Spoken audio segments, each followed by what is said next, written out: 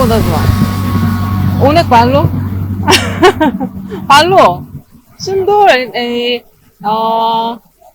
Soptan, Dirapot, y Ballo. কিন্তু 오뎅 모자, 순돌, 이 발로.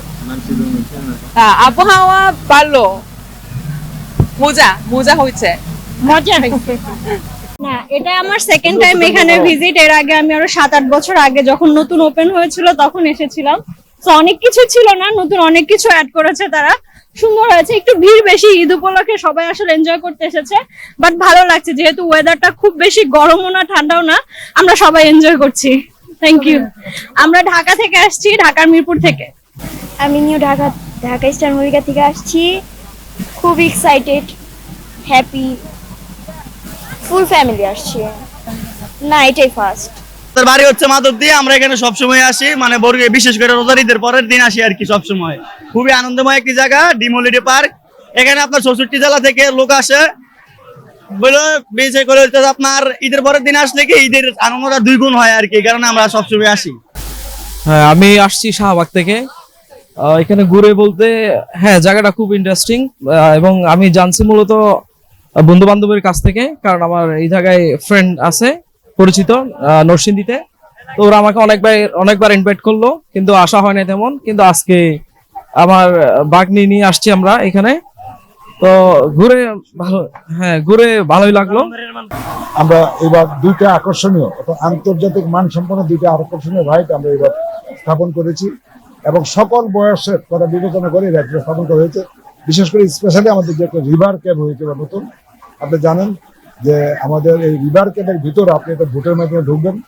সেখানে 7টা স্থাপনা তৈরি করা হয়েছে এবং সেখানে আগ্নেয়গিরি থেকে শুরু করে মিশরের পিরামিড থেকে শুরু করে আপনার এই যে মমি, মিশরের যে মমি এবং নীল নদ সবকিছু এখানে স্থাপন করা হয়েছে। আমাদের সুন্দরবনের দৃশ্য এখানে আছে। আমাদের উপজাতিরা যে বসবাস করে, বিশেষ করে পার্বত্য অঞ্চলে যারা বসবাস করে, তাদের জীবনযাপনের মান সেগুলো এখানে স্থাপন করা হয়েছে।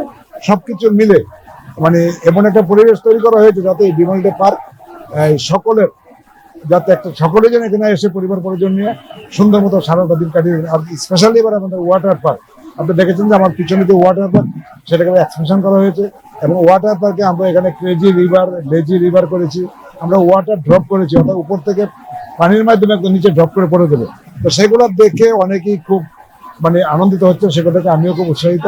তা আমি চাই ডিমোলিডি পার্ক শুধু এখন না, আগামী দিনে আমরা এমন কিছু রাইড স্থাপন করবো যাতে আমাদের দেশের লোক অর্থ ব্যয় করার বিদেশ যেতে না হয়। আমরা আগে ভারত যেতাম, সিঙ্গাপুর যেতাম, মালয়েশিয়া যেতাম, থাইল্যান্ড যেতাম। আমি নিশ্চিত যে ডিমোলিডি পার্ক বর্তমানে যে অবস্থানে আছে আমাদেরকে বাইরে যেতে হবে না। ঈদের পরের দিন, যদিও গতকাল আমাদের ঈদের দিন ছিল, খুব একটা দর্শনার্থী হয় না, কিন্তু আজকে বেশ দর্শনার্থী হয়েছে। তাদের কথা বিবেচনা করে আমাদের এখানে তাদের নিরাপত্তার বিষয়টি আমরা 100% নিশ্চিত করার জন্য আমাদের নিজস্ব একটা আনসার ক্যাম্প আছে। সেখানে সর্বদা আর্মস নিয়ে আমাদের আনসার বাহিনী প্রস্তুত।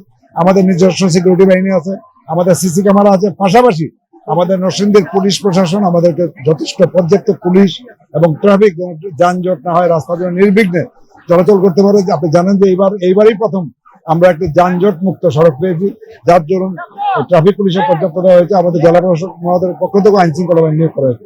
সবকিছু মিলে আমরা নিরাপত্তা হ্রাস পেয়ে রয়েছে।